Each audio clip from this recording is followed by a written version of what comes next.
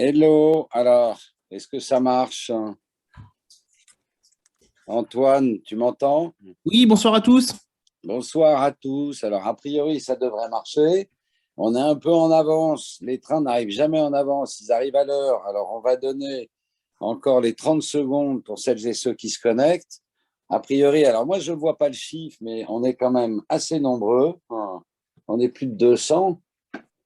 Bientôt 200, bah, ça veut dire que je crois qu'on a eu raison de faire ce webinaire de Noël.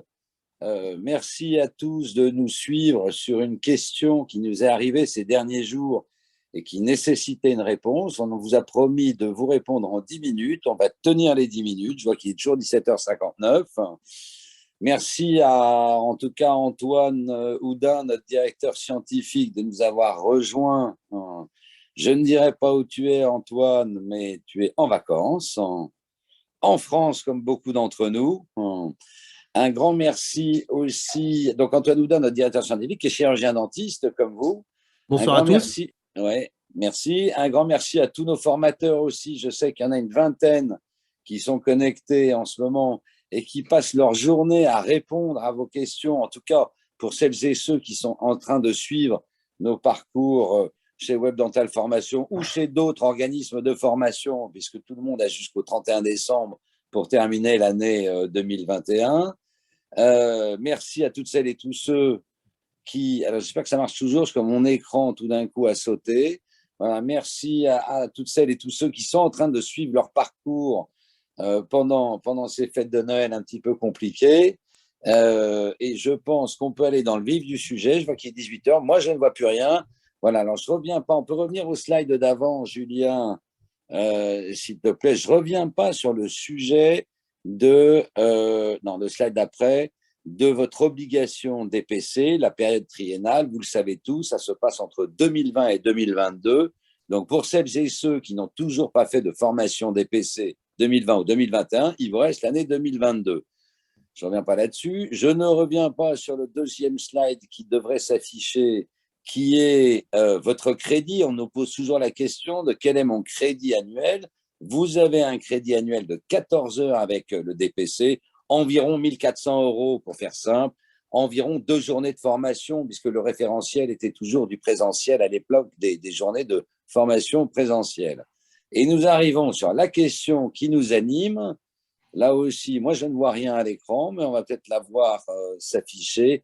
Voilà, c'est quoi l'obligation? Là, il y a un vent de panique depuis quelques jours. L'obligation, c'est deux choses, et je vais passer la parole à Antoine Houdin. Vous devez avoir réalisé 2 actions de formation. Une action de formation continue et une EPP, la fameuse évaluation des pratiques professionnelles. Et là, c'est un peu la panique. C'est quoi une EPP et quelle est la différence entre une EPP et une action de formation? Vous retenez une chose, vous devez avoir fait 2 choses, une action de formation continue et une EPP. Antoine, docteur Antoine, c'est quoi une EPP? Alors, bonsoir à tous. Donc, comme vous a expliqué Xavier, aujourd'hui, vous savez qu'on doit tous être à jour de son DPC. On ne va pas revenir dessus, sur les périodes triennales, les prises en charge, ce genre de choses. Donc, il est arrivé un mot qui est sorti non pas du chapeau, mais que vous êtes nombreux à nous poser la question. Qu'est-ce qu'une EPP? Donc, qu'est-ce que ça veut dire? Une EPP, c'est une évaluation des pratiques professionnelles. Donc, qu'est-ce que exactement, concrètement? Selon la HAS, donc la Haute Autorité de Santé, qui nous évalue, c'est le PP et ça peut être défini comme une analyse de la pratique professionnelle en référence à des recommandations et selon une méthode validée comportant la mise en œuvre et le suivi d'actions d'amélioration de pratique. En clair, en fait, qu'est-ce que ça veut dire? L'objectif, c'est d'analyser, d'évaluer et d'améliorer nos pratiques professionnelles par rapport à des recommandations professionnelles actualisées, que ce soit par la l'HAS, par des commissions, des comités d'experts de la profession. Aujourd'hui, il Alors, y a différentes méthodes. Excuse-moi, vas-y, Xavier. non, non, mais j'y arrivais. Voilà, à quoi ça ressemble le PP dans la vraie Alors, en vie? fait, le PP, il y a différentes méthodes qui ont été définies par la l'HAS. On a par exemple l'audit clinique. Qu'est-ce que c'est? Ça va être une grille d'audit sur laquelle on va prendre 15 dossiers. Et sur ces 15 dossiers, on va noter si on est à jour ou pas par rapport à une thématique qu'on aura choisie et définie. Là, par Donc, rapport au... Pardon, vas-y. non, vas-y, vas-y, vas-y. Donc là, je pense que Xavier, c'était la prescription médicamenteuse, c'est ça? Non, alors on va prendre l'exemple du gâteau au chocolat après, mais ça, c'est pour imager. Donc, si je comprends bien, c'est de l'auto-évaluation, c'est un questionnaire et je prends 15 questionnaires sur 15 dossiers patients. Exactement. On va faire une évaluation sur 15 dossiers qu'on aura pris. Par exemple, sur la prescription médicamenteuse sur laquelle on peut faire une évaluation de nos pratiques professionnelles parce qu'il existe un référentiel HAS, je vais par exemple voir si je sais prescrire correctement les antibiotiques. Un geste qui peut paraître anodin, mais qu'on fait au niveau quotidiennement au sein du cabinet sur nos patients. Donc, je vais vérifier comment je prescris, est-ce que je suis ou pas différentes formations. Je vais remplir cette grille d'audit par rapport à différents cas cliniques. Une fois que j'aurai évalué, donc j'aurai rempli cette grille d'audit, je vais lire un référentiel, en l'occurrence, c'est le référentiel de l'HAS dans ce cas-là, et voir un peu où j'en suis par rapport à un deuxième grille d'audit qui est exactement la même suite à la lecture de ce référentiel. Est-ce que c'est clair? On va vous illustrer ceci avec le gâteau. Bah, le gâteau au chocolat. Donc, moi, j'ai toujours pris l'exemple, il m'a été donné par quelqu'un de l'agence du DPC et ce jour-là, j'ai compris. Exemple du gâteau au chocolat. Vous savez faire un gâteau au chocolat ou pas? Là, moi, c'est un peu mon gâteau au chocolat. J'analyse comment je fais mon gâteau au chocolat. Ensuite de ça, je suis une formation. Ginette Mathieu, je sais cuisiner pour les cuisiniers. Je suis une formation continue ou une autre formation. Je vais progresser donc en théorie dans ma formation et dans ma technique professionnelle et je refais un gâteau au chocolat. Voilà, il a quand même plus de gueule celui-là. Et voilà l'évaluation de mon évolution de mes pratiques professionnelles avec une nouvelle grille d'évaluation. C'est ça, Antoine, post-formation qui me permet de jauger et de juger ma progression. Formation continue, on l'a vu tout à l'heure, c'est une session d'acquisition, renforcement des connaissances. Donc ça, c'est l'autre obligation. Et quand vous faites une formation continue plus une évaluation des pratiques professionnelles, vous avez finalement encapsulé, souvent on nous pose la question de pourquoi un programme intégré.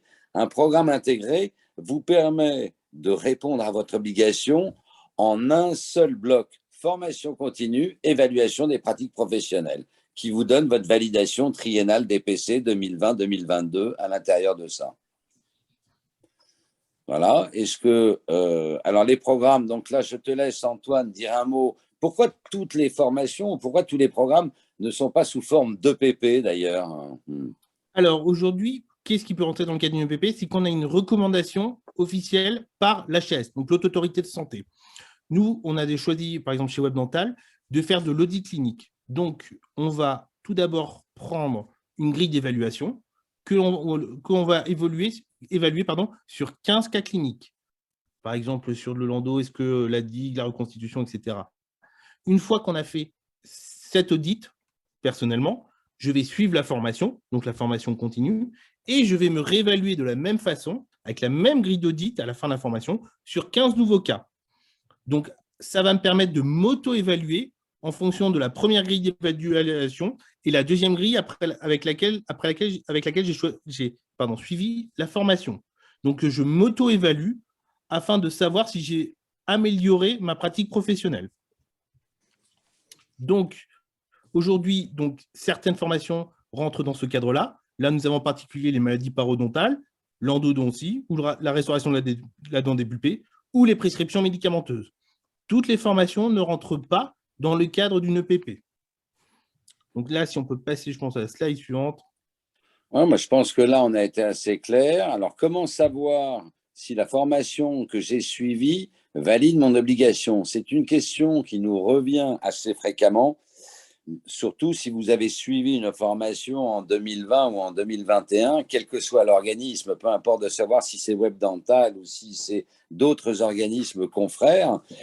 Vous avez deux moyens de savoir si vous avez suivi une action d'EPP ou un programme intégré. Soit vous demandez par mail à l'organisme de vous confirmer ce que vous avez suivi, soit vous allez sur le site du DPC, confère une des questions qui est souvent revenue dont on va parler sur le document de traçabilité, et vous regarderez s'il y a marqué évaluation des pratiques professionnelles. Dans les formations que vous avez suivies, il y a marqué formation continue plus évaluation des pratiques professionnelles. Toujours EPP, EPP, EPP.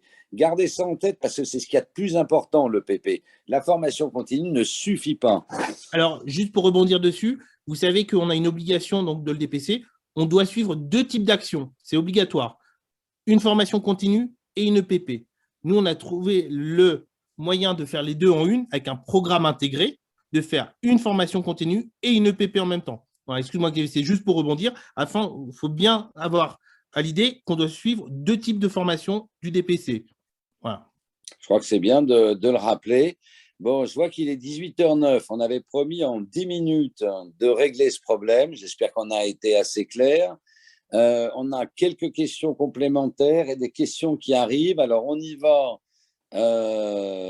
au pas de charge et au pas de course pour tenter de répondre. Alors, que dois-je déclarer une fois que j'ai suivi ma formation? Rien, c'est automatique. C'est inscrit automatiquement dans votre compte DPC. Vous n'avez rien à faire. Avant, il fallait mettre à jour. Maintenant, c'est plus la peine. Une autre question, Julien. Ah, combien de chirurgiens dentistes sont à jour de leur DPC? Bon, écoutez, on n'a pas de chiffres très précis, mais on le sait. Vous êtes 37 000 à être éligibles au DPC et avoir l'obligation d'ailleurs de suivre une formation DPC. Sur ces 37 000, vous êtes à peu près, depuis en 2020-2021, vous êtes à peu près 10 000 ou 12 000 cumulés à avoir suivi des formations, mais vous n'êtes que 3 000 à avoir suivi une EPP et à avoir fait une formation, une des actions en EPP. Donc, on va dire qu'à peu près 10% de votre profession est à jour de l'obligation 2020-2022. Autre question. Alors, des contrôles, des sanctions, qu'est-ce que l'outil de traçabilité décrit par le DPC et l'ONCD? Peut-être Antoine, alors vous avez… Oui. On a repris le texte qui avait été effectivement publié par la lettre de l'ordre et tous de l'ADF. Je te laisse, Antoine. Alors, vous savez qu'aujourd'hui, le DPC, c'est une obligation légale. Autant se former, c'est déontologique. Enfin, pour nous, c'est une obligation déontologique. Le DPC, se former au DPC et faire son obligation de DPC, c'est une obligation qui est donc légale et contrôlée. Aujourd'hui, les contrôles, je pense que vous avez tous vu lors de votre appel de cotisation, on vous demande de savoir si l'ordre vous demande si vous êtes à jour de votre DPC. Donc, c'est l'ordre qui va contrôler si vous êtes à jour du DPC. Aujourd'hui, c'était déclaratif. Ça va devenir de plus en plus contrôlé. C'est-à-dire que l'agence du DPC va pouvoir fournir les fichiers des praticiens qui se sont formés au DPC au Conseil de l'ordre qui les demande. Donc là, il y a un outil de traçabilité qui va être mis en place entre l'ordre et le DPC. Donc, est-ce qu'il va y avoir des sanctions? Oui, les sanctions, ça peut aller jusqu'à l'interdiction d'exercice. Donc, quand on vous dit que c'est légal et contrôlé, c'est vraiment important. Donc, jusqu'à interdiction d'exercice, vous pouvez reprendre l'exercice à partir du moment où vous justifierez que vous avez fait votre obligation de formation. Pardon, Xavier, vas-y. Non, mais ça va être graduel, je pense. Oui, tout à fait. Les sanctions vont être graduelles, bien évidemment. Maintenant, l'agence du DPC donne des outils pour l'ensemble des ordres, que ce soit les médecins, que ce soit les chirurgiens dentistes, tout professionnel de santé. Voilà, pour aller voir. Il y a une question qui est arrivée assez intéressante, Antoine. Faut-il garder les grilles d'évaluation remplies avant et après? Oui, alors, oui, parce qu'en fait, avant, vous allez remplir. Souvent, c'est du oui ou non. Vous allez vous auto-évaluer. Et en fait, après, une fois que vous avez rempli, vous allez comparer entre elles. Savoir si vous avez en fait fait plus de oui, ce qui est en fait conforme aux réglementations et aux référentiels définis par l'HAS ou les comités scientifiques responsables des disciplines. Donc, afin de pouvoir comparer entre eux, voir si vous êtes dans les bonnes pratiques, vous devez conserver vos grilles d'audit avant et vos grilles d'audit après afin de les comparer. Alors, j'ai une question, Antoine. Et si je n'ai pas progressé entre le avant et après, qu'est-ce qui se passe? Sachant que c'est de l'auto-évaluation, ce n'est pas un tiers qui vous sanctionne. Ah non, tout à fait. Ça, je vais pas insister dessus. C'est une auto-évaluation. Il n'y a pas une personne tiers ou il n'y a pas la chaise qui va vérifier ce que vous faites, ce que vous avez fait, votre pratique. C'est vous-même, c'est une auto-évaluation. La sanction va juste sur est-ce que je me suis formé ou pas. Ce n'est pas sur le résultat de votre formation. Si vous n'êtes pas progressé, donc soit vous étiez déjà le meilleur, donc peut-être que vous suiviez complètement les recommandations et dans ce cas-là, vous êtes parfait, il n'y a rien à dire. soit c'est peut-être aux organismes de formation de voir s'il n'y a pas eu un problème avec votre formation et à vous faire un parcours peut-être un peu plus spécifique qui correspondait plus à votre demande ou votre niveau. Voilà. Et pour les ODF, alors la célèbre question qu'on a eue au JOF juste avant l'ADF, les ODF, qu'est-ce qu'il y a comme formation? C'est vrai que les ODF sont un peu les parents pauvres de tout ça en termes de Ah, formation. vous savez que l'ODF, c'est un peu une spécialité, donc c'est un peu une spécialité dans la spécialité. Donc l'ODF, il existe des formations DPC, que ce soit pour du Conbim, de la radio ou ce genre de choses. Elles sont très peu, spécifiquement l'ODF. Après, chaque praticien ODF peut suivre une formation plus généraliste, enfin plus pour tous les omnipraticiens, et validera aussi son obligation triennale. D'accord, on me dit qu'il faut accélérer, on est à 18h14. D'autres questions qu'on avait, Julien, en régie? S'il y a une question qui est arrivée ce matin, Calliope, c'est… Alors, en dehors du DPC, quelles sont les autres formations obligatoires? Ben, c'est très simple, Antoine. De mémoire, il y a le CONBIM, et puis Alors, il y a vous avez la… le… Ouais. Oui. Alors, ceux qui possèdent un Conbim, vous devez faire une attestation validante de Conbim afin de pouvoir facturer auprès de l'assurance maladie le Conbim. Si vous n'avez pas fait cette formation, vous n'avez pas le droit de facturer le Conbim pour qu'il soit remboursé par l'assurance maladie. Vous savez que vous avez la radioprotection tous les 10 ans pour la radioprotection afin de vous protéger vos patients. Donc ça, c'est une obligation. Souvent, elle est faite pendant notre cursus, notre formation initiale, mais pour certains, elle n'a pas été faite, donc il y a la radioprotection. Il y a aussi tout ce qui est les syndromes du sommeil, les SAS, pour les syndrome d'apnée du sommeil avec les éducateurs. Donc, ça, ce sont vraiment les formations obligatoires. Et aussi, il y a une autre formation, c'est l'AFGSU, donc la formation de gestion, la formation de secours et d'urgence, qui est aussi obligatoire pour les chirurgiens dentistes. Bon, c'est clair. On me dit de rappeler que les contrôles seront certainement très graduels et très progressifs. Je crois que c'est important de dire que tout le monde ne va pas tout d'un coup se faire retirer son droit Non, d'exercer encore une chance. l'ordre va y aller très graduellement. C'est des petites sanctions. Ça peut aller jusqu'à l'interdiction d'exercice. Mais au Alors, début, ce ne sera pas… pardon, je vois une question avant les autres formations obligatoires. Qui fournit les grilles d'audit? Ben, en tout cas, chez WebDental Formation, moi je ne sais pas chez les autres, mais chez WebDental Formation, quand vous faites une EPP ou un programme intégré qui intègre une formation continue, une EPP, les grilles d'audit, hein, et ce pas des questionnaires, les grilles d'audit sont fournies par l'éditeur de la formation. Hein, c'est-à-dire que vous avez tous les supports pédagogiques qui vous permettent d'avancer et de faire justement ce travail d'évaluation de vos pratiques professionnelles. Je crois qu'on arrive au bout. Encore, comment choisir mon organisme, ma formation en e-learning ou présentiel? Alors ça aussi, c'est un sujet qui pour nous n'est pas du tout un sujet tabou. Si le e-learning a pris une très grande part et une très grande place ces 2 dernières années, avec le Covid bien évidemment, le présentiel a toujours sa place plus que jamais. Surtout, je ne vais pas me substituer à votre profession, mais Antoine, les TP et le reste, le e-learning ne remplace pas le présentiel, même si pour l'instant, c'est un petit peu une contrainte vertueuse parce qu'on a énormément progressé en e-learning. Et j'ai vu passer une question là, il y a 5 minutes en disant mais comment ça se passe le e-learning? C'est toujours pareil. Vous avez un mois pour suivre une formation quand vous voulez, où vous voulez, comme vous voulez, que ce soit chez WebDental ou chez tous les organismes de formation. C'est dans la durée, ce n'est pas une journée de classe virtuelle. Hein. Ça se passe sur un mois. Après, de toute façon, le e-learning a sa place en termes de formation. Aujourd'hui, ça nous permet de ne pas sortir du cabinet, de ne pas barrer des jours de cabinet. Il y a certaines formations qui sont propices. Après, il y a certains TP qu'on ne peut pas faire en e-learning ou on fera toujours en présentiel. Mais chacun doit trouver et pouvoir s'adapter. Les organismes se sont adaptés aux professionnels de santé afin de répondre à leurs besoins et à leurs obligations de formation. Tant que ça ne baisse pas et qu'il y a toujours autant de monde, ça veut dire qu'on ne dit pas trop de bêtises. Antoine, et les pédos, on nous pose une question. On a des formations pour la partie pédo? Alors oui, il y a des formations en odontologie pédiatrique dispensées, toujours à la façon sur l'odontologie pédiatrique. Et après, vous êtes toujours libre de suivre d'autres formations, que ce soit de la paro, de l'endo, parce que ça fait partie aussi de chaque discipline, puisqu'en fait, on rentre dans certaines disciplines qui sont un peu transverses. L'endo fait l'aresto par rapport à dans des pulpés et sur du prothétique. Donc, il y a toujours possibilité de trouver des formations pour tous. Une question, Antoine, la FGSU, c'est toujours tous les 5 ans?